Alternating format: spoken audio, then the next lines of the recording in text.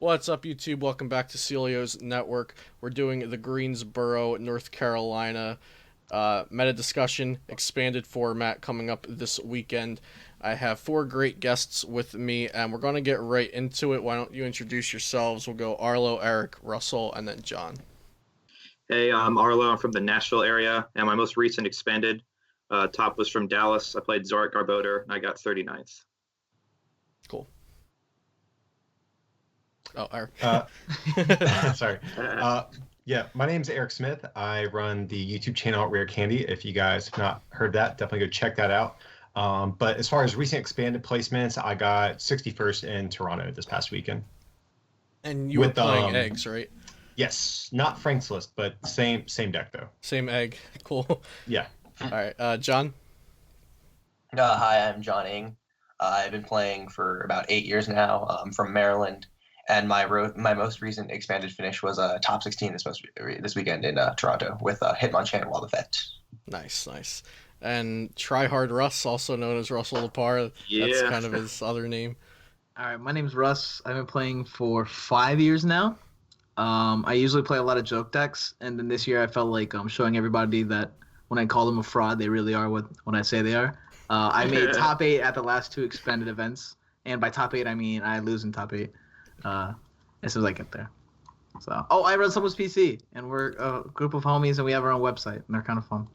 Okay, and you played Archie's Blastoise this past weekend. I played Zoropod the first regional, and then this past weekend I played Archie's, and I was the only one in day 2, I believe. You are, yep. Playing Archie. Really? Wow. Yep, there was one Archie's, one Lucario, and one Pikarom, and they were the 3 most popular decks at the tournament. Nice. Let's go. Conversion rate. They took up a combined like 30 to 40% of day 1.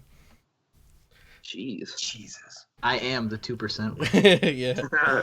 Okay, so first question, we're going to get right into the big ones. In your opinion, what is the number 1 deck in Expanded right now based on everything? So power, matchup spreads, popularity, versatility. I think a lot of people thought it was Pikarom going into Toronto, but that probably changed a bit. We'll start with Russell. So what is the number 1 if you had to pick one deck? That is... In terms of like how other people view it, how I view it, is the individual deck strength or like the most played deck? Number 1 sounds very like vague, let's say the scariest deck, the highest power level, the highest win percentage potential. Pikarom. Pikarom. I still think Pikarom's super good. I think there's a lot of fighting there. And that every deck had its own game plan to try and deal with Pikarom in some sort of way. I also don't believe a single top player played Pikarom, right?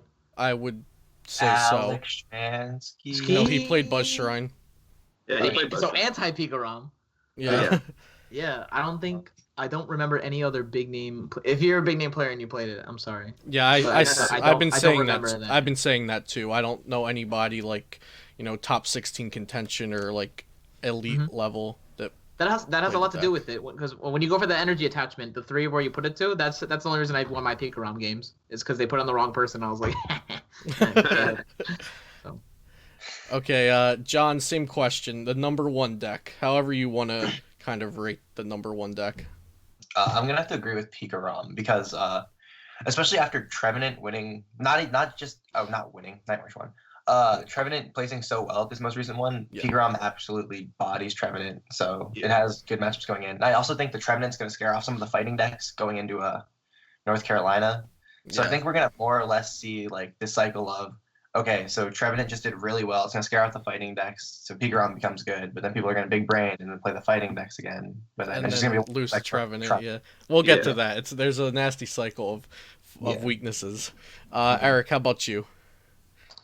I might say Zoro Garb actually, just because it's one of those decks that like has some sort of out to against basically whatever it plays against. It might not have like a bunch of 90-10 matchups or anything, but basically whatever you get paired against, you probably have a shot to beat that. So I think probably that. I mean, Pikarom definitely Zoro Garb's not hitting for like 200 and 170 sniper or anything crazy like Pikarom, but just having, I think, just good general matchups across the board makes it, I think, really, really good. Yeah, I like that reasoning. So even if not every list for Zorogarb has an out to every deck, but you can at least build it with versatility to have chances against the decks you want to have a shot versus. And like you said, you go into most matches being able to play the game and have a fair shot, at least. Arlo. I have to agree with Russ and John on Pikarom, just because it didn't show up this weekend. It was because of all the fighting counters. People were actually expecting it. And now that we saw Trevenant, kind of what like John said, with the Trevenant having the really good fighting matchups, people are going to bring Pikarom again, just a counter, kind of like counter of the counter. But it's still just like a nasty cycle, like what Luke said. Cool. Okay, yeah, I definitely think those two are in contention in everyone's like top 3, 4, 5 decks. So next question, numbers wise, Toronto's big 3 decks were Pikarom, Archie's, and Lucario in that order. Pikarom had 45, I want to say, somewhere around that. Archie's was 30 something, and Lucario was 30. They were the most popular decks in day 1. How do you think this will change going into Toronto, Arlo? Going into Greensboro. My bad. Oh yeah. I think the top 3 decks in order will be probably Pikachu Zekrom, just because it's kind of new. People really like to play it, and that what I said earlier about the Trevenant's kind of scaring off the fighting decks. Then of course Trevenant I think will be around second place, just because people have always kind of like really liked the deck, and it has still like a really strong matchups going into the tournament. And then I think Zora Garbodor will come back over Archie's, just because it did just get second, and people don't overwrite a second place finish with a deck that's been really popular and expanded ever since Zora came out, just with new tools and Garbodor. Cool. Yeah, I think Trevenant and Zorogarb are both comfort picks for different groups of people, which have a lot of influence in that. Eric, how about you? How do you think Pikarom, Archie's, and Lucario being the top 3, how is that going to change going into Greensboro? I definitely still see Pikarom having a good showing. Maybe it'll drop a little bit just because a lot of people might just look at top 8 results and see, oh no, Pikarom, so deck is bad, quote unquote. But I still think that deck will have a good showing. I think Trevenant, again, a lot of people will just look at top 8 and they might not understand the context of why Trevenant did so well at Toronto. Like we've kind of alluded to, they were countering the counter, and a lot of people are just going to look at top 8 and say, oh, Trevenant made 4 spots, so a lot of people are just going to net deck that and play that. Mm-hmm. And it's a tough call. I'd say maybe either Zorogarb or Archie's would be the other deck. In no particular order for those, though. But those would probably be the ones I think have the bigger showings. Cool. John, how about you? The top 3 popular decks were Pikarom, Archie's, Lucario. How's that going to change? All right, so I don't think it's going to change that much. I think the only thing that's going to change is that Trevenant's going to be thrown into the mix, and then I guess maybe a little bit of Zorogarb. I think Pikarom's still going to be number 1. Trevenant's going to be number 2, like we said. Looking at like top 8 results, so most people are just going to look at that and be like, wow, this deck is busted. It dominated. I want to play it too. And then third and fourth would be like Eric said, a tie between Archie's and Zorogarb. I think I'm going to put Zorogarb over Archie's, though, especially since it got second. And I don't know how the Archie's Trevenant matchup goes. Russ, do you care to elaborate? I don't know which one has a better Trevenant matchup. If I get turn 1 Archie's with my old list from Toronto, it was like 70-30. I have to dead draw off of an N, which happened a lot, so that's why I was pissed. And then if I don't get turn 1 Archie's, it's 70-30 their favor, where I don't even believe I should continue playing the game if they're intelligent. Okay, so I guess like whichever one people see having more success against Trevenant, people will probably end up playing between the two. Between Zorogarb and Archie's? Yeah. Word. Okay, cool. Russell, same question. Way different than what everyone else thinks. I think Zorogarb is going to be the number 1 played deck. I think it's going to mount a huge comeback. Some people are going to jump onto the Night March train. They finally have a list to go off of for their own Zorogarb that just got second, and a proven field that Pikarom actually can't keep up with. No offense to that dude. I know I played him in the last round of Swiss, or second to last round of Swiss. Then Caleb beat him round 9, and then he still got into day 2, and he went 0-5 day 2. Was that what it was? Yeah, he went 0-3, and then I believe he scooped his last 2 rounds. Okay, yeah. He was a really nice dude. He was a homie. But in terms of like performance, going 0-3 and then scooping your last 2 still means you went 0-3. Yeah. You still got like a little bit savage, right? So I don't think people one, enjoy paying for Pika ROMs, and then two, if they can just play what Zoro stuff they have, then they're just going to go out and play it. Yeah. And then they're going to be like, oh, people are going to copy paste Trevenant, I'm just going to play this. Oh, 9 March 1, I'm going to throw in Aura Choreo, and then now I answer everything. And I'm pretty sure Archie's isn't that bad if I throw in a Mime. Like, that's the logic they're going to go off of. So number 1 play deck is going to be Zoro Garb. Number 2 play deck is probably going to end up being Pika Rom or Trev, and then Archie's. Actually, I kind of just throw them all in a whole little pool together. Okay. Yeah. Anyone wanting to play 9 March is so wrong, because Pram already said this like a year and a half ago. 9 March is great when the meta shifts, and then it's garbage for like the rest of that meta. And then when a new set drops, everyone just happens to forget about Night March, which they don't, right? Not DDG. And then they're just like, all right, then they'll just play it all again. It's kind of what... yeah. I don't mean to cut you off. It's kind of what happened in Standard for a while there, where Trashalanche would make a resurgence when a new set came out, because people would throw items into their deck and go crazy and forget about Trashalanche. What you're saying about Night March. So yeah, I don't think Night March it will be too successful, but it'll have some copycats for sure. Yeah. They need the power of James Pendarvis, man. That man is so lucky. It's unbelievable. He's just like every game versus Will, DCE Sycamore. I'm like, chill. Easy. Okay, next question. Going into Toronto. Okay, so this one's a bit of a long one. We're going to talk about the cycle of the matchups. So going into Toronto, players were considering Pikarom the deck to beat. So many players. I won't say everyone, because obviously not everyone. But many players considered Pikarom the deck to beat. And that was being countered by Lucario, Hitmonchan, and by DDG with Night March, since it's a one-prize deck. And the counters to Pikarom were then countered with Trevenant. Trevenant kind of overlapped, countering the Lucarios, the Hitmonchans, and the Night Marches. Using this formula, how do you think something like this could look for Greensboro? So like the deck to beat, and then the counters to that, and then the big brain counters to the counter meta. Russ, do you have any thoughts on this? I think the deck to beat's Archie's. Okay. I think I got unlucky in top 8, and I would have won the whole tournament. And I say that unbiasedly, because I just think that the deck was phenomenal. I do think the deck is very good, I agree. I think besides that, you won't see that many Archie's players making it to day 2. I think in like this kind of meta, it took a lot more thinking than I originally wanted when I picked up this deck. I just wanted to think on turn 1. I didn't know that I had to start thinking on like turn 2 and 3 and how to attach energy. It was getting crazy. So like, I think the deck to beat still will be Pikarom. But a close second is you have tech for Zorogarb, and you have tech, or like you inherently beat Zorogarb with whatever deck you're picking, which means you're probably going to Hitmonchan.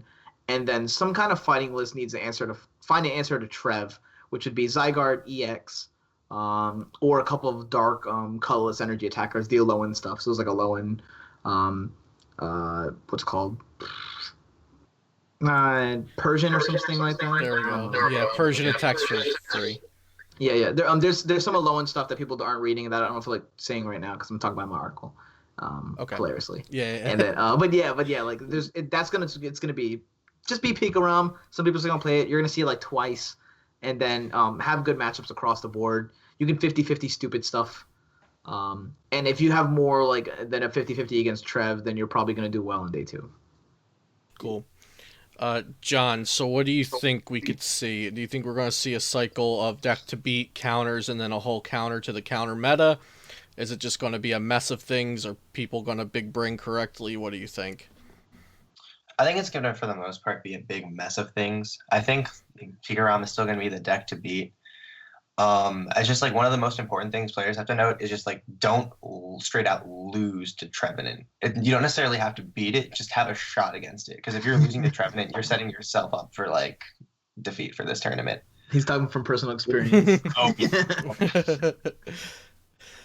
But yeah, for the most part, that's it. I think one of the big brain meta calls is you could like play like for instance like Hitmonchan or something like that and make like the huge call that like people are going to be like, oh, Trevenant did so well, so let's just not play it to the next one, which I don't think is what's going to happen. I think people are still going to end up playing it. But if people are predicting like, oh, Trevenant's going to get countered now and just like hop off of it, then Hitmonchan I think becomes just like number 1 right there, or will be the most successful deck. Because it really only like the only thing I think it straight up loses to is Trevenant. Yeah. Cool. Eric, how about you? Thoughts on deck to beat, the counters to the counter? Are people going to go too far with that? Where do you draw the line with countering the counters? I actually think it won't be quite as much as what we saw in Toronto because prior to Toronto, like everyone was hyping Pikarom, and there's just so much talk about how are you going to beat that? And I feel like so much of the field was just it was a lot of Pikarom hate, and I feel like you're not really going to see like the field kind of skewed that way. I think it's going to be a much more healthy ratio of like Pikarom to fighting to like Trevenant. I think a lot of the players who picked fighting stuff for Toronto, or had they not gone to Toronto, would have picked fighting stuff to beat Pikarom. I think a lot of those people won't actually play something like that in Greensboro now that we've seen that Pikarom didn't have a strong showing. Even though it's still a good deck, a lot of people aren't going to be going into the tournament with that type of like anti-Pikarom hate in their head, like guiding their deck choice. So I think it's going to be a much more balanced ratio of each of these decks to one another. Cool, cool. And like you said, there was so much Pika-ROM hate. I just pulled up my spreadsheet here. There were, in combination of Lucario Buzz and Hitmonchan Wob, there were 52 of those in combination, I believe, which takes up more than Pika-ROM did itself. And then if you add in the 10 Buzz Shrines, the 10 miscellaneous Buzzwole GX decks, and the other ones that were just called Fighting, then you have probably nearing 100 decks that were countering Pika-ROM that were most likely losing to Trevenant. Exactly. That's exactly what I was talking about. Yeah. So I just wanted to back it up with the numbers. All right, Arlo, same question. The other three guests already talked a lot about it, but do you have any other different thoughts on how the meta might form, and the counters and the counters? What do you think? I would agree with John in the idea that people are not going to just straight up take the L to Trevenant this time, just because it did so well in the top eight, especially with like half the top eight being Trevenant. That's not really a thing that happens in a usual top eight at a regional. And people are just not going to play decks to just straight up lose to it. Like I think Hitmonchan Wob is still like it's a really good deck against everything that's not Trevenant. And unless people like find a way to beat that, I don't think anything's really going to change. I feel like there will definitely be an increase in Trevenant and an increase in Zorogarb, but I feel like just because that's their comfort decks. But yeah, that's basically. Cool. Very good. Next question. So Pika-ROM had a 2% day 2 conversion rate. There were 43 in day 1 and 1 in day 2.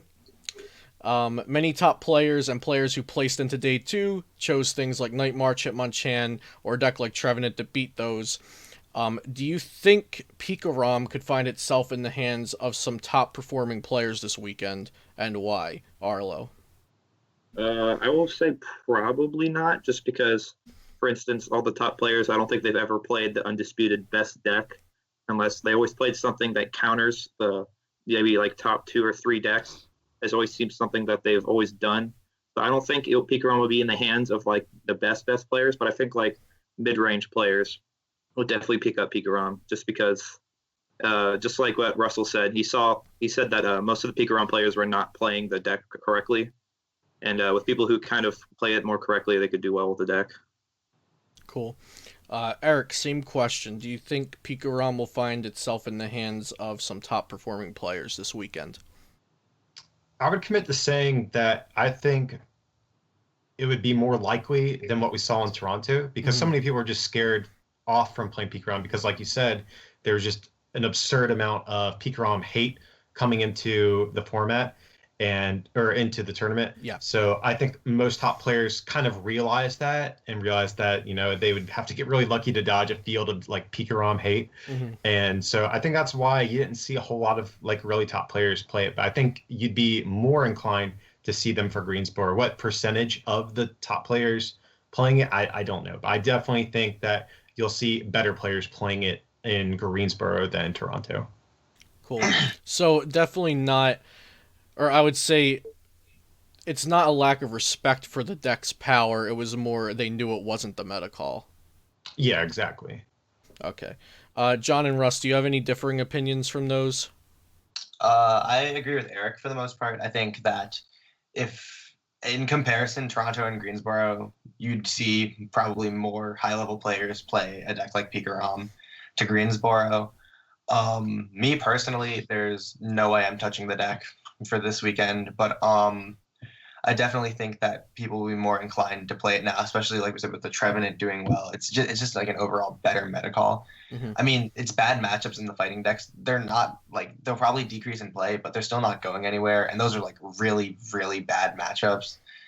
So I don't think I'm comfortable playing a deck that blatantly loses to something like that so hard. Like I mean, I made the complete wrong call. I thought Trevenant was gonna be super small for Toronto, but it showed up. But I don't think I could ever say, yeah, I'm just gonna lose to all these fighting decks, Mhm. especially since there's so many.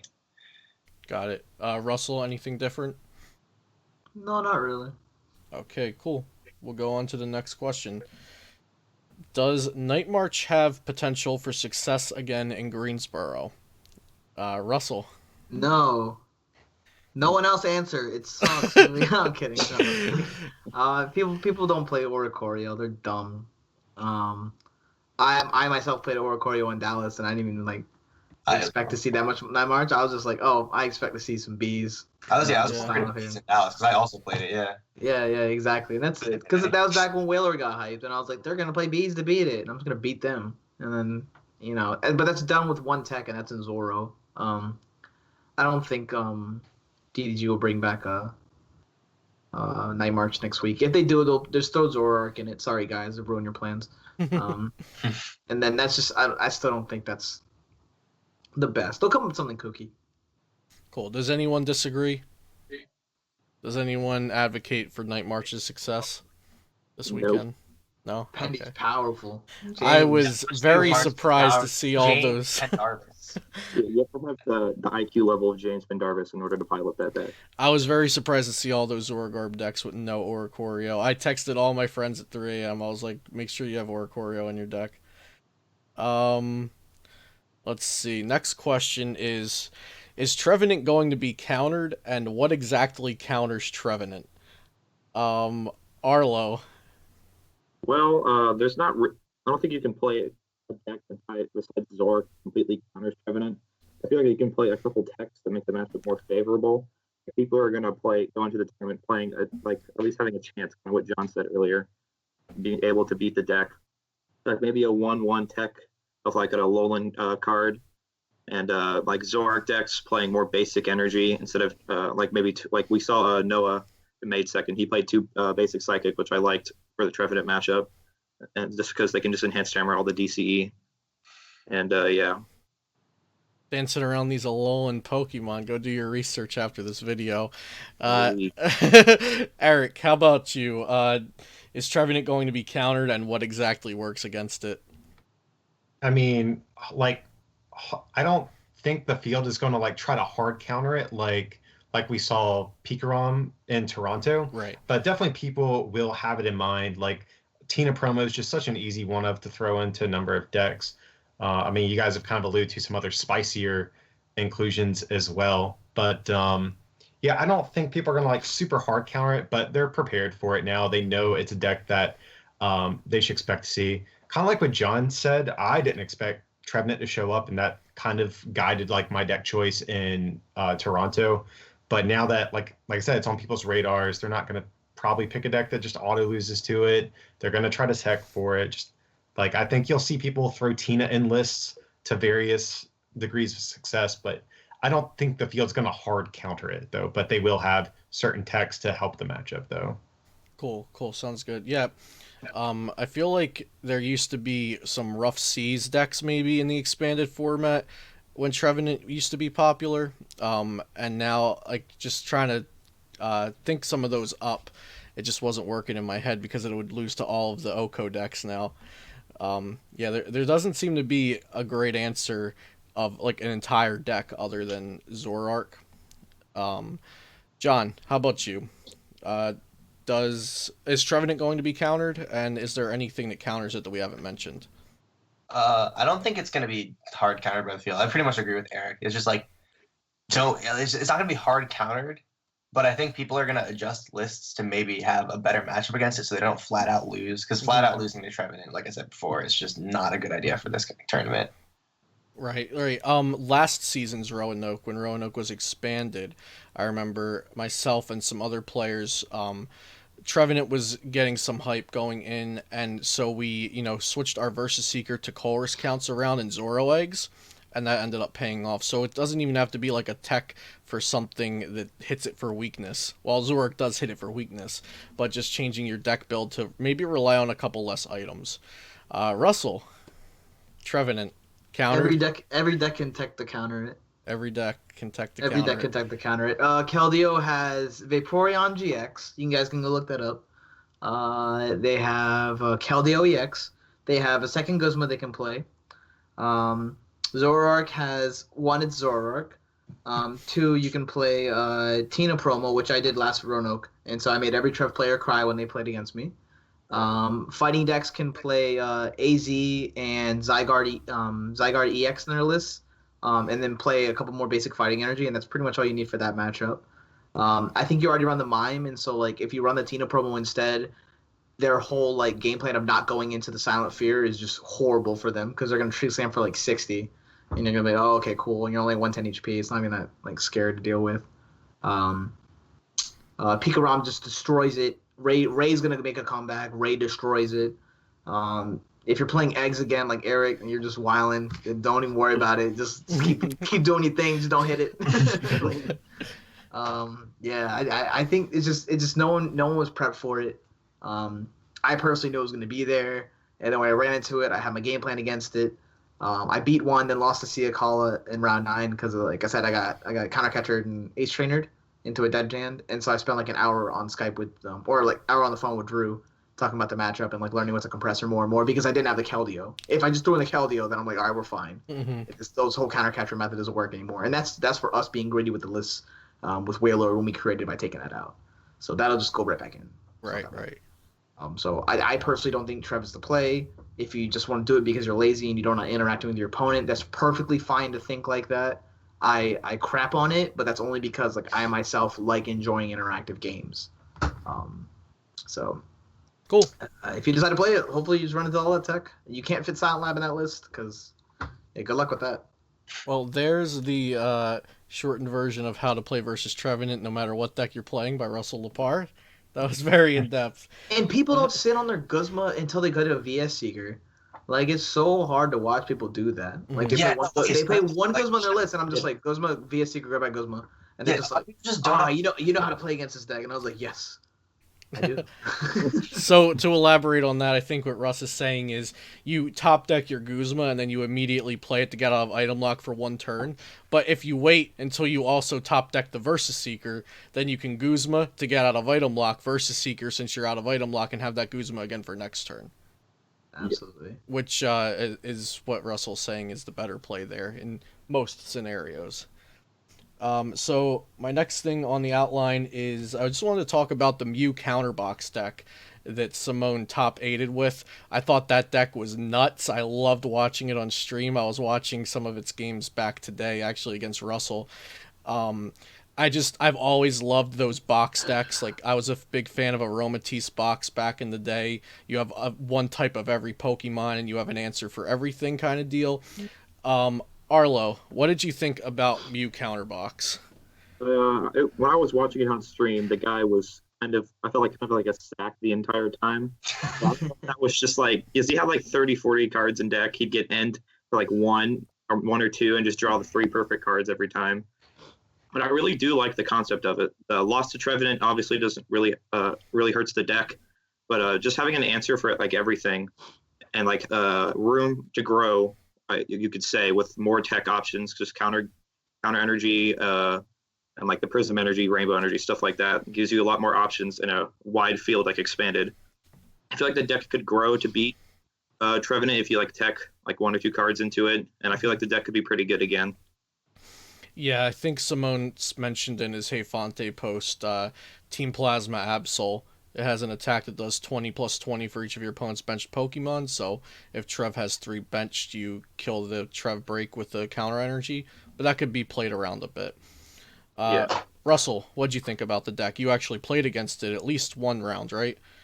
Did Hmm. you play against it in day one and day two, or just once? I played against it in day two, Okay, and I lost because I had to turn one play down my Silent Lab to play my Archies, or else I just auto win it. I see. Okay. I would just six prize him every game. There wouldn't be a game. That's why my game two, when I was stalling on him, I was like sky returning. I wasn't activating his counter energy. If you go against any good players that actually had that ability to do so, Hmm. then they just play around counter energy the entire time, make it really really hard for you to pilot. Um, I think like the top players that were playing Night March and other like other ideas, their decks don't have the ability to make counter plays in that fashion. In my I have Whaler GX attack, so I could really care less what he's gonna do with his side of the board. Right. I'll never activate counter energy on my own unless I need to go for like a huge risk off of an N, which is what I did, which is what he like. I think God drew like 5 cards off of it. He had like counter catcher, teammates, counter energy, choice band, floatstone, or like some kind of crazy stuff for Shaman to knock out my Wailord. And even then, it was still going to be a super close game if I didn't have to bench down a second Shaman and I could have just ace a roll. It was a lot of things that went wrong for me.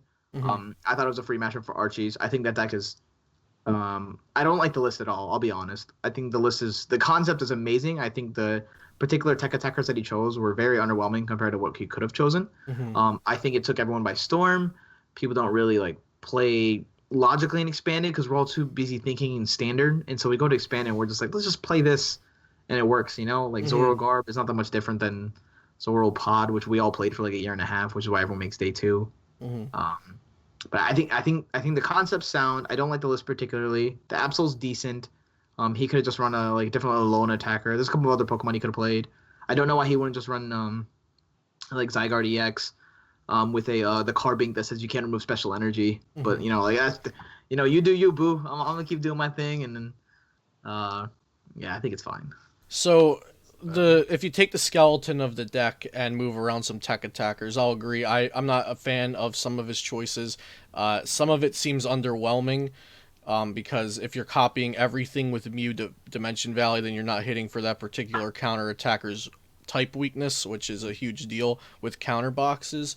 But do you think tweaked, let's say if you just had this urge to play counter box and you tweaked it, do you think it could perform well this weekend? I don't think it beats good players. Okay, Yeah. cool. I'll be dead honest. I don't think it beats good players when players have like a deck that doesn't just auto scoop to Oricorio. Okay. That's pretty much it. So if you beat any of like the top DDG players or like ARG or whoever, I'm pretty sure everyone just took a fat L to Oricorio this weekend. I don't know what happened between him and Zach for Hitmonchan. Hmm. I need to go back and rewatch that.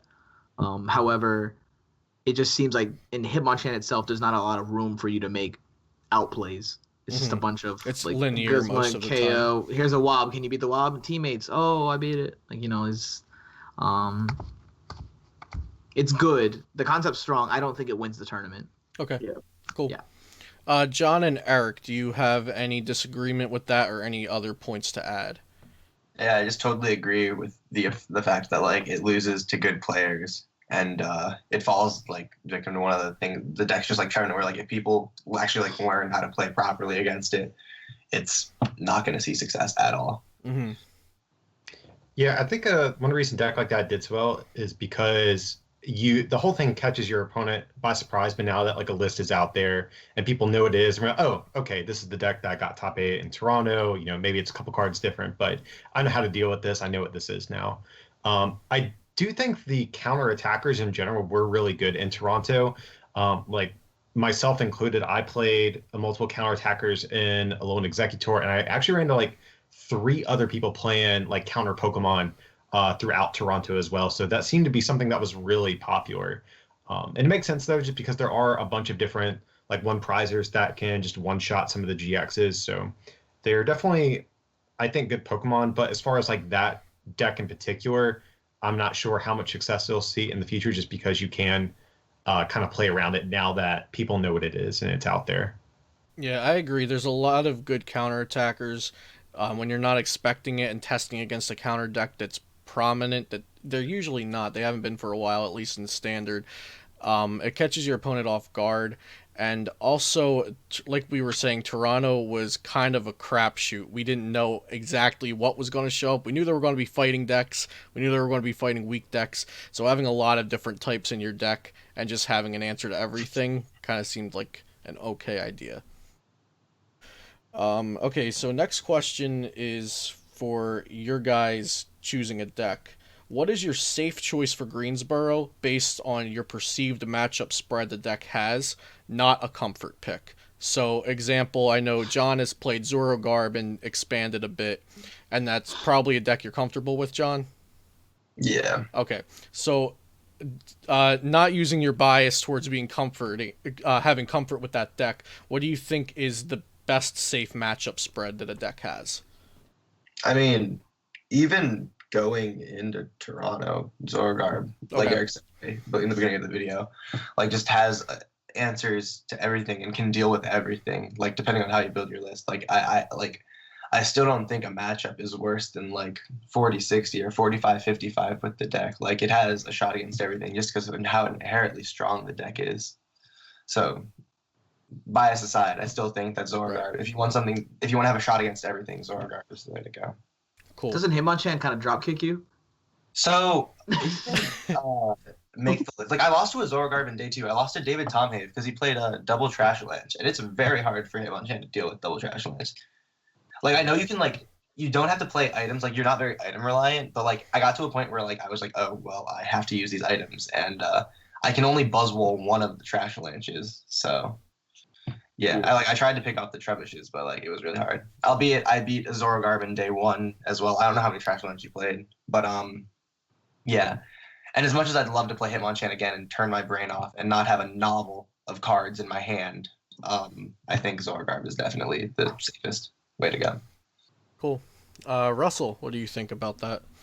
I agree on Zorogarb. I think Archie's is really strong. I'm personally going to play Archie's. There's no way I'm not. It's just I don't believe other people can pilot it in this kind of meta to the way that it should be. And Picarom's not free. It's just wonky. It was sort of close. And I had an Onyx too, which everyone knows about now. So it was kind of scary. Before when they did know about it, I was like, surprise, 4 energy. This ugly card. But yeah, Zorogarb if I was playing safe, which I won't do. I'll just play Archie's. I think it answers a lot. I think you should just play the Oricorio. I only like 1 Trash Lance, but I can understand why there's 2. Did he play Oricorio? I don't think he played Oricorio. Nobody in day 2 played Oricorio out of the Zorogarbs, as far as I remember when I was looking. Cool. Yeah, then I would only play 1 Trash Lance with Oricorio. I'd also play Tina Promo, but I'm just mad. Arlo, what about you? Safest based on matchup spreads that you've looked at? Definitely Archie's, I feel like, just because the deck can also kind of explode at sometimes and just kind of beat everything. Like that turn 1 Towering Splash hit me 3 times in Dallas, and that was not good. But I feel like also Archie's, just because I kind of like what Zorogarb does. It has a really good chance against all the top decks if you draw decently and like tech properly for the matchups that you're going to probably face against. I feel like that one just has the best matchup spreads. But Zorgarb is also a really close second, just because it's a Zorak deck. You have so much option. You have so many options because you have like 16 cards in hand all the time. You can play many different techs to beat different matchups and stuff like that. Cool. And Eric, what do you think about a safe deck based on matchups? Yeah, so I mean, you heard me say Zorogarb, and I definitely still think that's true. But I think there's a couple of other ones that have pretty solid matchup spreads. Drampagarb, I still think is really good. That was actually my safe play for Toronto, but I wanted to play a bad deck instead. Okay. So I played eggs. But yeah, I've always liked Drampagarb and Expanded. It's like so boring at this point because everyone knows what it does, but it just finds a way to like scrap together wins. Like all of your attackers are terrible. Like they all have mediocre damage output, but just between all the annoying cards the deck runs, Peril Cities and Scarbertoxin, like it just scrapes together wins. So that's another one.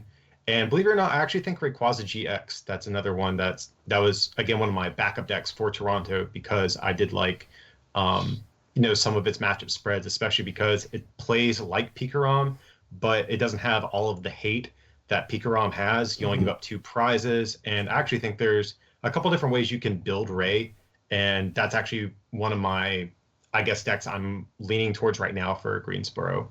So I like all 3 of those if you want like kind of a safer pick for the tournament. Cool. Eric, if you don't mind, I'm going to ask you just to talk about Ray just a little more. Since you and Russell both brought it up, I think it's interesting.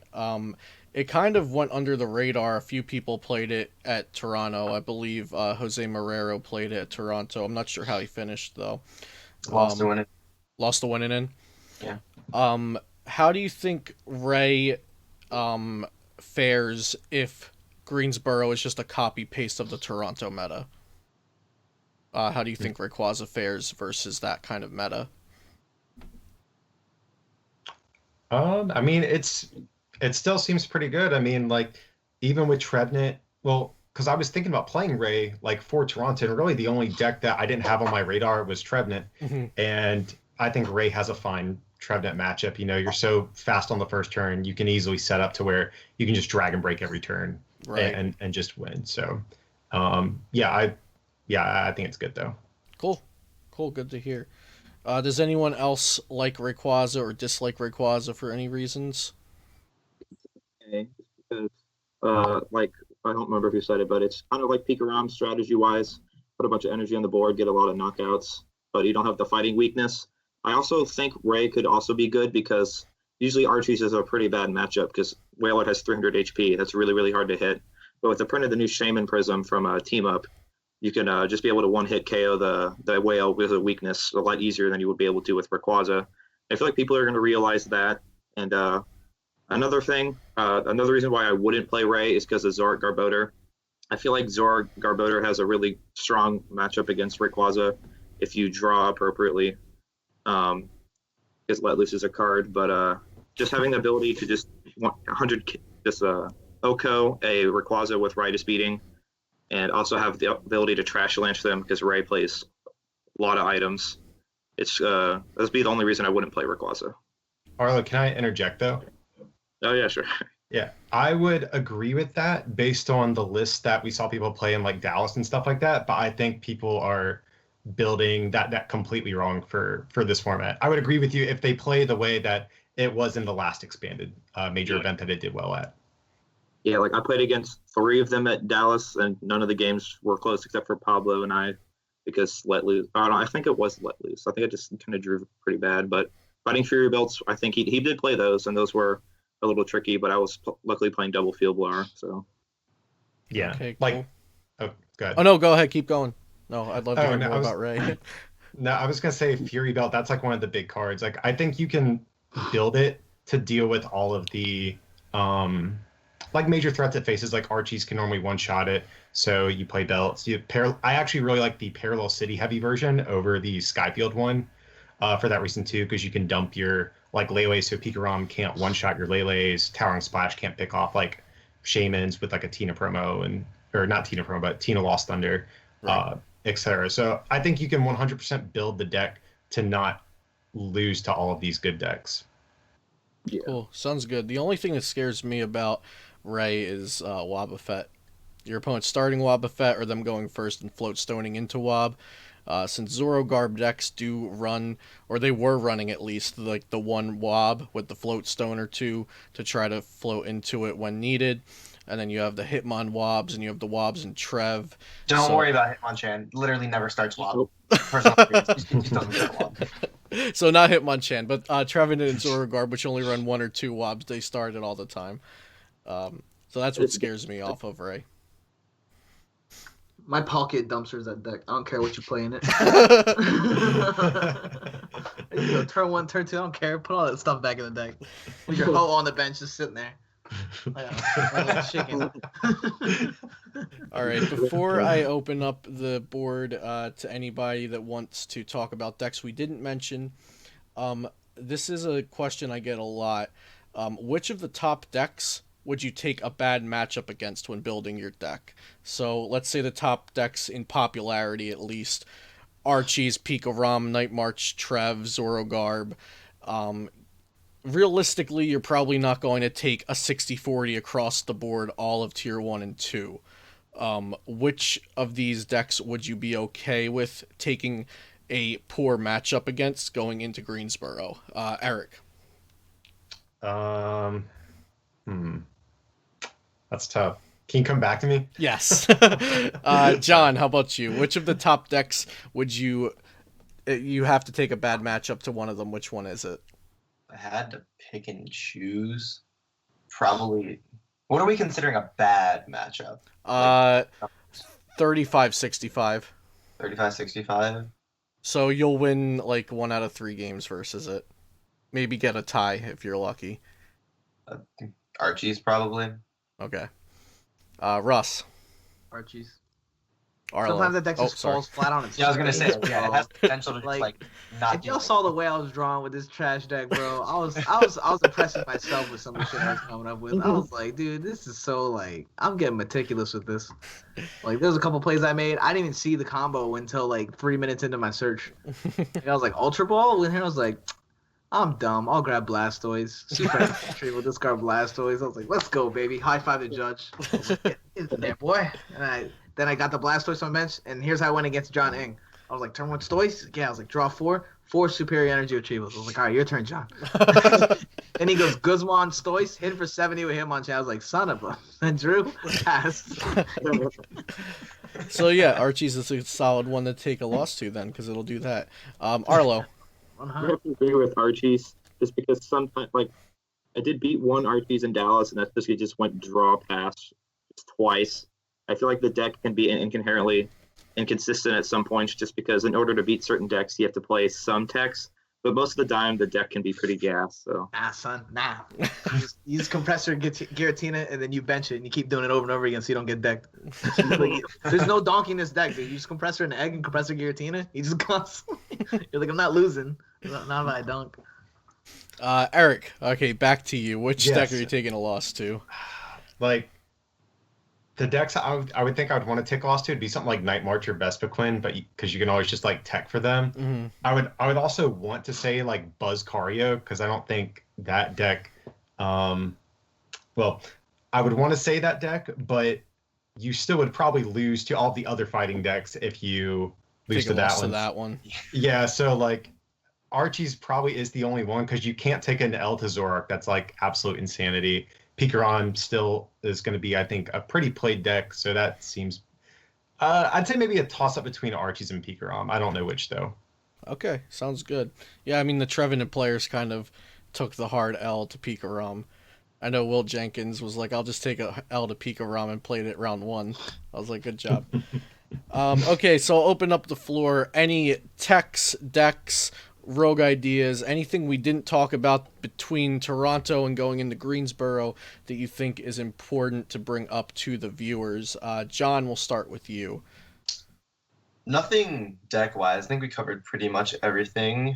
If you're testing for this tournament, you're playing against Trevenant. Like I said, testing against Trevenant, learn the matchup. There's a lot of cute things you can do. Like, for instance, like in Zorogarb, bench and execute so you don't get counter-catchered into Oblivion. For like the counter decks, learn to play around counter energy. Otherwise, yeah, those are 2 definite ones that you want to learn how to, because there's a lot of cute things you can do in those matchups. So you definitely want to learn how to play against those. Yeah. Cool. Arlo. I think like there was a one Zapdos Jirachi deck that made day 2, and I've always like really liked the raw strength of that deck, just being able to force your opponent to bench more Pokemon. And I feel like if you capitalize on any deck that plays a lot of Shaman EX, kind of like Pikachu and Zekrom and Archie's Blastoise, as you can just kind of take an easy knockout on the Shaman while also just applying pressure early game against the Zoroark decks. I don't think it's too strong just because it really has a really hard matchup against Trevenant, and also like end Garbotoxin kind of ruins the deck. But I wouldn't write off the deck quite yet. I feel like someone will bring a really well-tested list and just surprise everyone with it. Cool. Yeah. Zapdos, in theory, seems like it's pretty good. Eric, how about you? Anything we missed? Decks from Toronto, decks that might pop up? Any rogue techs? Anything? I'd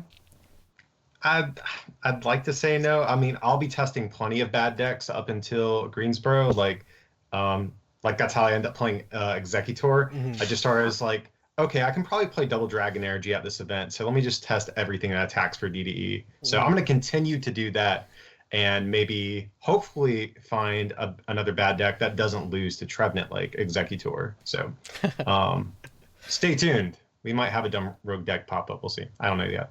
Awesome. And Russ. I think the Vileplume deck actually deserves a little bit of credit. Either with the Gengar concept or Katron's concept, which is Romatis box. Mm-hmm. I don't think it was a good call for Toronto because one, Hitmonchan was hyped and people were actually going to play it.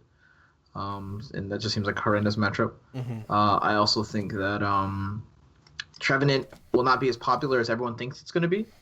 So that's why when I said, like, don't take a loss to it, but just have tech for it. And if a Trevenant player, like, actively decides, Trev just did really, really well, and I'm just going to go play it again into a format with less people, with more tryhards, because they're all going to Greensboro, right? Like, what are we going to do in Greensboro, North Carolina? We all want to win this event, right? Mm-hmm. And so, like, they're all going to be tech for Trev. So I don't believe that playing a rogue deck that takes a hard L to Trev is a horrible idea. Just it's very frustrating to sit through that and witness it as someone who sat next to John, as he pretty much just scooped around because his opponent was playing Trev. Yeah, like, he's like, I'm not even gonna play this out. Let's just carry on with their lives. Yeah, I started 7-0, played against Chris Diakala. He bodied me, and I played against Kieran in the last round. I did not sit down. Yep. Because he also had Pyroar. Like, what do I do? Oh, yeah. That's just... My deck's all basics. That's just very Did you have bad. Wob? I have Wob, but I mean, still, like, I guess, yeah. But, like, we have to 3-shot it. Like, Believe. Okay, yeah. The Gengar, Vileplume, Aromatisse thing on someone's PC, of course, that Katron built. I was testing that for a bit, but I was talking with Katron. He's like, "Yep, as long as Trevenant doesn't body this event, we're good to go." Yep. And then here we are. I mean, some people still play it just because, like, Trev. People really love Trev, Mm-hmm. but in general, I just don't see it being that same group of players. And if they they're just champions among men. I'm not expecting the at least I don't know if any Canadian players are coming down for this, but I don't expect the US players to play it again. Yeah. Okay. what I noticed is that Go ahead, John. So most of the people that play Trevenant are just like actually just like Trevenant players. Like Yeah. Yeah. the names are like Chris Diakala, like he plays a lot of Trevenant. Brian Hunter, I've noticed he plays a lot of Trevenant. So I think like if they're coming to this event, I don't think they're gonna stop. Like yeah. That's a good point. I was thinking more of Will and Justin, who did very well with Trev, but also usually play Zoroark decks or some other kind of deck. I wouldn't see them playing Trevenant, but I'm not trying to hard read every individual. With them this tournament, and they were like the morning of, they were like, "I guess we're playing Trevenant." I was like, "Do you really want to do that?" And they showed me. So, yeah, Will really wanted to do that. Yeah. Okay, I think it's time to wrap it up. We didn't go too long, like the last two meta discussions have went. First, I want to thank you all for being here to inform the viewers and help me discuss this meta. I'm sure it helped you guys a bit too. I don't have a top choice yet, so it certainly helped me. So go ahead, and if you have any shout outs, your teams or your websites or what have you, we'll go Arlo, Eric, John, and then Russ. Shout out to one of a really good friend named Alec. He and I have been testing partners for a really long time, and we pretty much test every day. And he and I have been doing consistently well with the list we put out. So shout out to him. Word. Be sure to check out my YouTube channel, Rare Candy. Also, shout out to my sponsors, Flipside Gaming and Ultra Pro. Cool. John? Shout out to my sponsor, ARG. Shout out to Stefan Ivanov once again for giving me the 60 cards this past weekend in Toronto. He also played it and got top 32, so that's sick. And then one last shout out to my main testing group of Will Jenkins, Justin Vocari, and Tranwin. Awesome. And Russell? Shout out to someone's PC and all of our fans and my homies. Shout out to Drew, Jeremy. They told me just go play Archies, and I decided to play it, having never piloted the deck before, at 8:15 a.m. was when I submitted the list. So that was a lot of fun. Shout out to our sponsors, Ultimate Guard and Flipside Gaming. The katana sleeves are fuego. Anyone that disagrees is just dumb. So good. Shout out to the judges for swapping on everyone's ace spec with the fairy energy that was signed, because that was not only hilarious but super necessary. Ace specs have been so garbagely printed for a very long time now. And I'd love that to just make a tournament standard, where they're just like, you can just write computer search on a card, we don't care. And that'd be great for all of us. Yep. Shout out to the judges for mid-round deck checking you 8 times. 6. I got mid-round deck round 6 times. And then, like, on the 3rd time, I was like, I swear, if I'm cheating, I would get turn 1 Archies. I promise you. I would stack computer search, and I would get turn 1 Archies, and I haven't hit it yet. The ones in That's a lot of fun. expanded. I didn't get deck once, day 1, and day 2, every single round, mid-round deck checked. Jeez. It was really funny. You must have been on fire. It cuts momentum, dude. It It makes really it does. so wonky. And especially when my opponent just styled on me, and I got to sit there and, like, look at him. Because I know I just lost because of some crap, right? Or, like, maybe I opened Onyx and, like, missed combo for, like, 7 turns. Something like that. Yeah, it's just really, really whack. Shout out to Greensboro. Shout out to RK9 Labs. Carlos Pearl holding it down for the homies. Honestly, You yeah. can drop day 2 from the tournament now and like still get your points. Yeah, That's awesome. phenomenal. So All right, well, Russ with the long shout outs as always. I wouldn't have it any other way. Also, be sure to check out flipsidegaming.com for me. They also sponsor Celio's network. Thanks for watching. Thanks to the guest. And watch these videos to the right if you like this one. And make sure to hit that subscribe button. I'll see you next time here on Celio's network.